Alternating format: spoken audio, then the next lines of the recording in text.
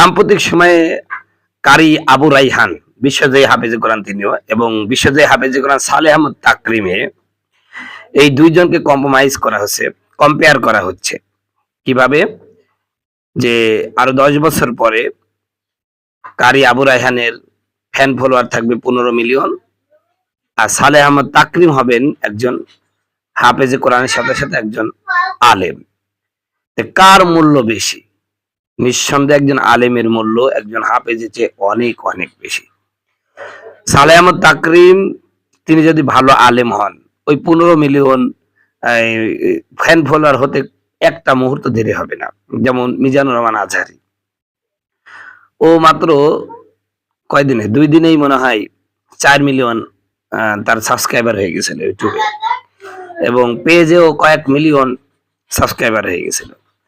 তো সারা বছর মিলে কারি আবু রাইহান যে ফ্যান ফলোয়ার তৈরি করবেন, সালেহ আহমদ তাকরিম তিনি যদি ভালো আলেম হন, যেমন এবার বিভাগে 16তম স্থান অধিকার করেছেন মেধা তালিকায়, তো এরকম তিনি যদি ভালো আলেম হন এবং জাতির কাছে ভালো কিছু দিতে পারেন, ইনশাল্লাহ সালেহ আহমদ তাকরিম এমনি তো তার অনেক ফ্যান ফলোয়ার, উনি খালি বলবে, একটা পেজ খুলবে আর বলবে যে এই পেজে আপনারা অংশগ্রহণ করেন। কারি আবু রাইহানের কথা আছে 5.5 million fan follower, Saleh Ahmed Takrim শুধু ঘোষণা দিবে ইনশাল্লাহ ওর মাত্র 1-8 মাসের মধ্যে এরকম 5.5 মিলিয়ন ফ্যান ফলোয়ার হয়ে যাবে। কিন্তু সালেহ আহমদ তাকরিম যেটা করছে এটা তার স্থায়ী যোগ্যতা এবং স্থায়ী সম্পদ, এলেমের সম্পদ, যে সম্পদ কখনো কমবে না। সেক্ষেত্রে কারি আবু রাইহান এলেম না শিখে শুধুমাত্র হাফেজ হয়ে বিভিন্ন জায়গায় ঘুরে বেড়াচ্ছেন, ভিডিও বানাচ্ছেন, এইভাবে টাকা ইনকাম করতেছেন।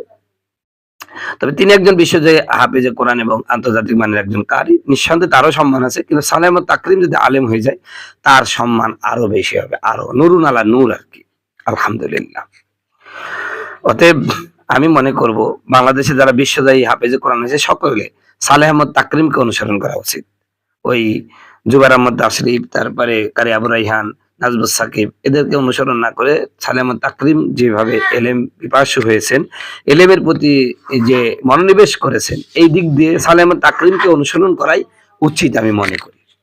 যেহেতু আপনাদের এখানে যে কজন লোক দেখতেছি মুসল্লিও মনে হয় কম আপনার এলাকায়, কথা কয় না। ফজরের নামাজে কয়জন মুসল্লি হয় ভাই? এক কাতারও পড়ে না। তাহলে আমাদের আজকের আলোচনার বিষয় হলো নামাজ। আলোচনার বিষয় কি? নামাজ সংক্রান্ত আলোচনা করব। কষ্ট হবে নাকি? এই নামাজ সংক্রান্ত আলোচনা করতে গেলে অনেকের গায়ে একটু বাঁধতে পারে, বাঁধলে কিছু মনে করেন না, আমার বলার দরকার বলবো। ফামাংসা ফাল ইউমিন অমাংসা ফাল একফুর, ইচ্ছে হলে মানেন, না মানলে না মানেন, আপনি মরার পর আল্লাহ দেখিয়ে নেবে। কথা ঠিক কিনা? ঠিক। সম্মানিত বন্ধুগণ, আমার ভাইয়ের, আমার আজকের মাহফিলগুলোতে লোকজন আসতেছে না। আসলে এরা মাহফিলে এসে কিছু বিনোদন পায়, কিছু কাঁদে, চলে যায়। মাহফিলের যে খোরাক, মাহফিলের যে লাভ, এ সংক্রান্ত জ্ঞান অধিকাংশ শ্রোতাদের নাই। কথা বলুন ঠিক কিনা? আর লাভ যেখানে নাই, বাঙালিকে সেখানে পাবেন না, অন্য কাউ পাইতে পারেন। কথা কচ্ছে না? কথা কচ্ছে। এই যে আমি কুষ্টিয়া থেকে এখানে মাহফিল করতে এসেছি, আমার কিছু লাভ আছে, মাহফিল শেষে পকেটের মধ্যে কিছু টাকা ঢোকাই দিবে, কথা কয় না? তাই এই কারণে কিন্তু আমি এত কষ্ট করে চলে আইছি। আর মন চায় যে আরো 2-5টা করে মাহফিল হোক প্রতিদিন, ঠিক কিনা? কারণ কি ভাই? আমার একটু লাভ আছে। এই আপনি যে মাহফিলে আসছেন, আপনারও তো কিছু লাভ থাকার দরকার, ঠিক কিনা? তা আপনার লাভটা আমি কিছুটা বলি, তাহলে দেখবেন আপনার শুনতে ভালো লাগবে। আমি যদি আপনাকে বলি ভাই নড়াইল বাজারে চল যান, তো আপনি আমাকে বলবেন হুজুর কি জন্য যাবো? কই এমনি যান, যাইতে মন যাবে। কিন্তু আমি যদি বলি ভাই নড়াইল বাজারে এক লোক আপনার জন্য বসে আছে, গেলেই 10,000 টাকা, একদম 10টা হাজারের 1000-এর নোট 10টা মাইরে দেবে আপনাকে, আপনি কি আর ওয়াজ শুনবেন ভাই? আগে টাকা নিতে দৌড় মারবেন। কথা বলুন ঠিক কিনা? কারণ কি পাইছেন? এখন টাকা পাইছেন, ঠিক কিনা? তা আপনারা যে আজকে মাহফিল আসছেন না, আসলে মাহফিলের যে লাভ এটা আমরা জানি না, জানলে আসতাম। তাহলে এই জন্য আমি লাভের কথা কিছুটা বলি, তারপরে লসের কথা বলবো ইনশাআল্লাহ। সম্মানিত ভাইয়ারা আমার,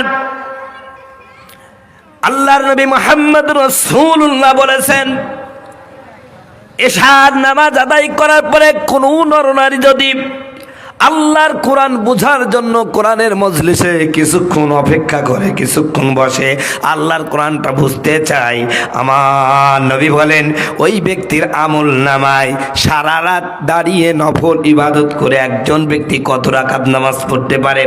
ধরে নিলাম কোনো ব্যক্তি যদি এশার পর থেকে ফজর পর্যন্ত 100 রাকাত নামাজ পড়ে, এই নামাজ